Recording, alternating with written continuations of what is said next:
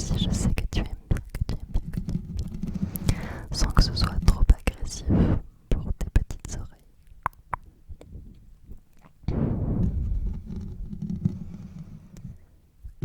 Alors c'est parti. Prends ce moment de détente pour toi, pour toi, pour toi.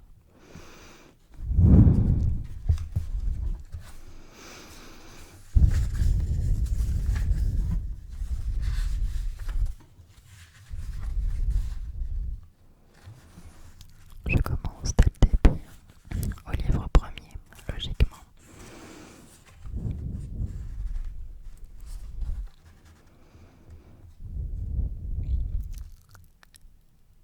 Tu connais sans doute celle-là, la grenouille qui se veut faire aussi grosse que le bœuf. Une grenouille vit un bœuf qui lui sembla de belle taille. Elle qui n'était pas grosse en tout comme un œuf, envieuse s'étend et s'enfle et se travaille pour égaler l'animal en grosseur, disant « Regardez bien ma sœur, est-ce assez? Dites-moi, n'y suis-je point encore? Nenni, m'y voici donc, point du tout, m'y voilà, vous n'en approchez point. » La chétive pécore s'enfla si bien qu'elle creva. Le monde est plein de gens qui ne sont pas plus sages. Tout bourgeois veut bâtir comme les grands seigneurs. Tout petit prince a des ambassadeurs. Tout marquis veut avoir des pages.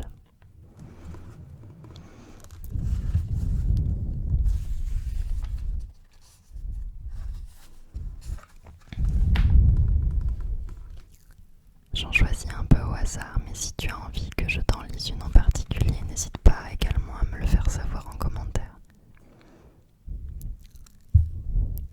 Le rat de ville et le rat des champs. Autrefois, le rat de ville invita le rat des champs d'une façon fort civile à des reliefs d'ortolans. Sur un tapis de Turquie, le couvert se trouva mis. Je laisse à penser la vie que firent ces deux amis. Le régal fut fort honnête, rien ne manquait au festin, mais quelqu'un troubla la fête pendant qu'ils étaient en train. À la porte de la salle, ils entendirent du bruit. Le rat de ville détale, son camarade le suit. Le bruit cesse, on se retire, rase en campagne aussitôt, et le citadin de dire « Achevons tout notre rôt. C'est assez, dit le rustique, demain vous viendrez chez moi. Ce n'est pas que je me pique de tous vos festins de roi, mais rien ne vient m'interrompre, je mange tout à loisir. Adieu donc, fille du plaisir, que la crainte peut corrompre. »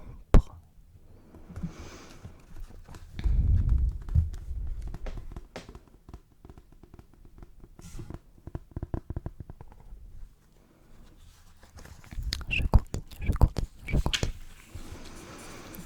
Je serais intéressée de savoir laquelle des fables que je t'ai lues tu as préférée, si tu en as préféré une.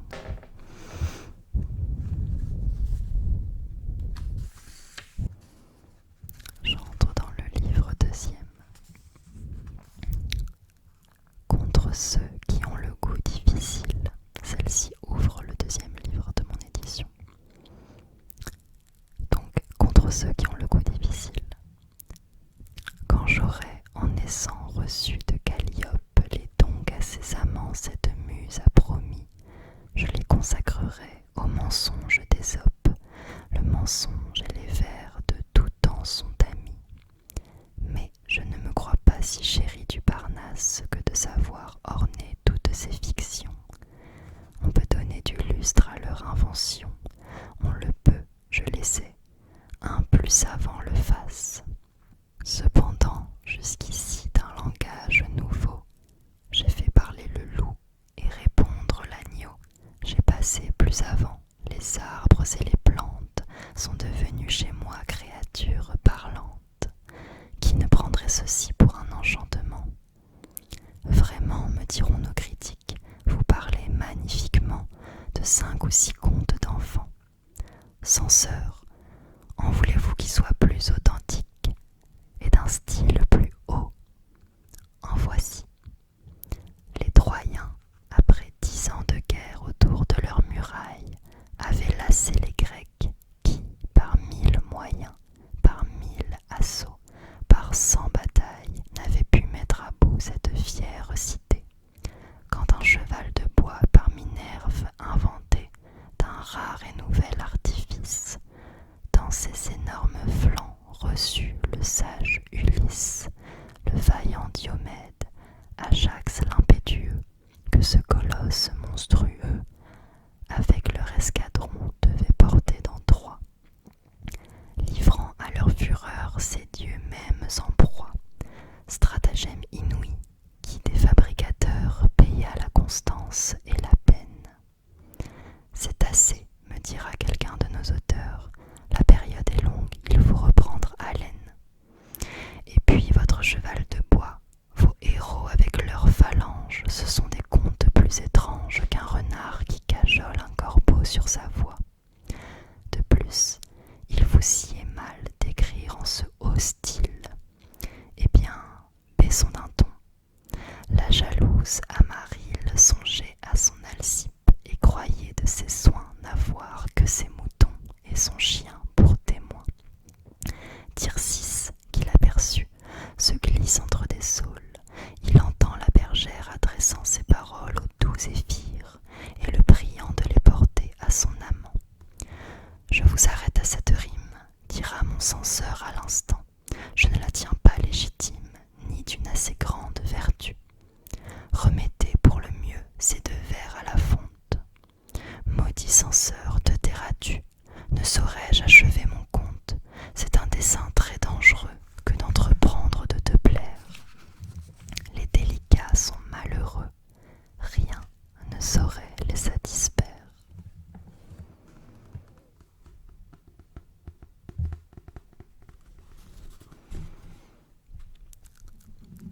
Est-ce que ça te plaît? Est-ce que cela t'endort? Ou est-ce que tu luttes contre le sommeil pour écouter les autres fables?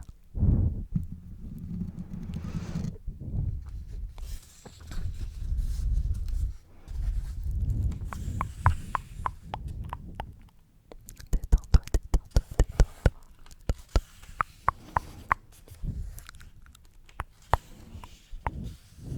Le paon se plaignant à Junon.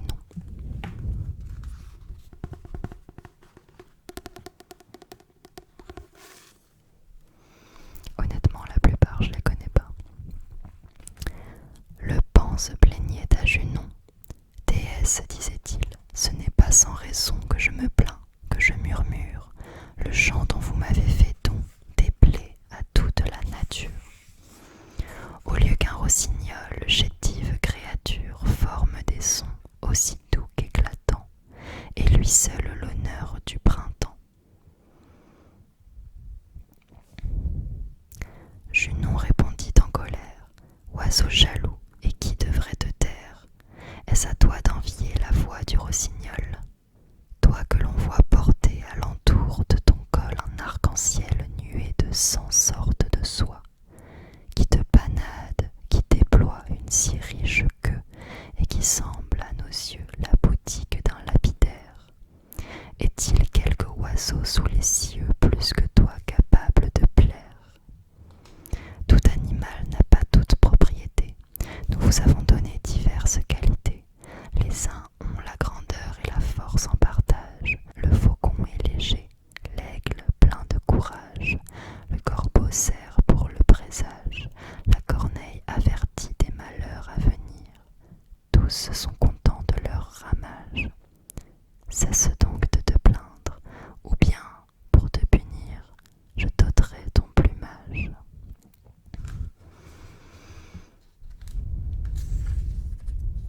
Alors, livre 4e.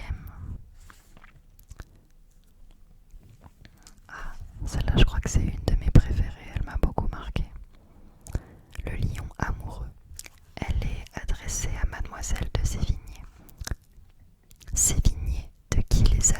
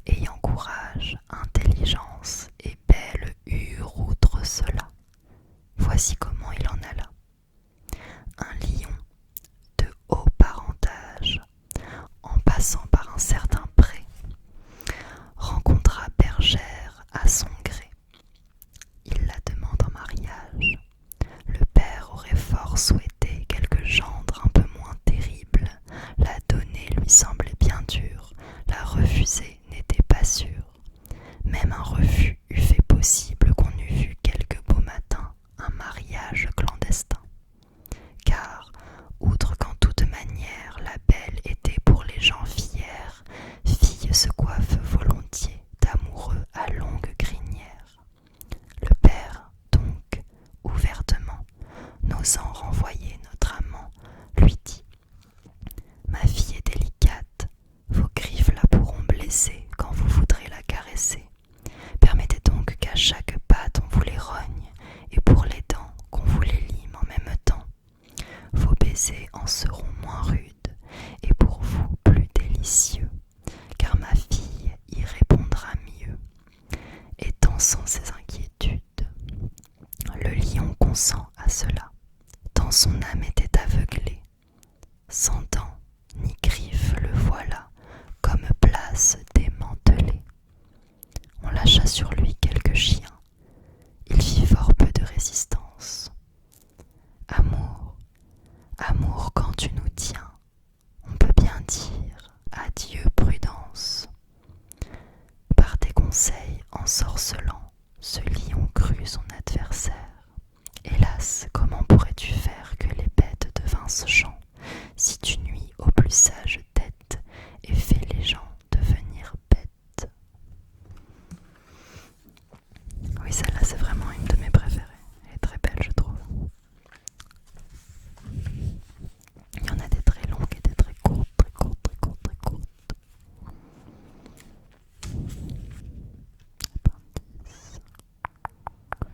Ça va jusqu'au livre 12e, on entre dans le livre 5e. Peut-être que je m'arrêterai ici. Et si ça te plaît, seulement si tu en as envie, je pourrais faire une deuxième vidéo un jour avec le reste des livres, avec quelques fables encore. Ah oui, celle-là je m'en souviens, le petit poisson et le pêcheur. Petit poisson deviendra grand, pourvu que Dieu lui prête vie. Mais le lâcher en attendant, je tiens pour moi que c'est folie, car de le rattraper, il n'est pas trop certain. Un carpeau qui n'était encore que fretin fut pris par un pêcheur au bord d'une rivière. Tout fait nombre, dit l'homme en voyant son butin. Voilà commencement de chair et de festin. Mettons-le en notre gibecière. Le pauvre carpillon lui dit à sa manière: Que ferez-vous de moi? Je ne saurais fournir au plus qu'une demi-bouchée. Laissez-moi carpe devenir, je serai par vous repêché. Quelque gros partisan m'achètera bien cher, au lieu qu'il vous en faut chercher, peut-être encore 100 de ma taille, pour faire un plat. Quel plat? Croyez-moi, rien qui vaille. Rien qui vaille, et bien soit, répartit le pêcheur. Poisson, mon bel ami, qui faites le prêcheur, vous irez dans la poêle, et vous avez beau dire, dès ce soir, on vous fera frire. Un tien vaut, se dit-on, mieux que deux tu l'auras. L'un est sûr, l'autre ne l'est pas. Les médecins.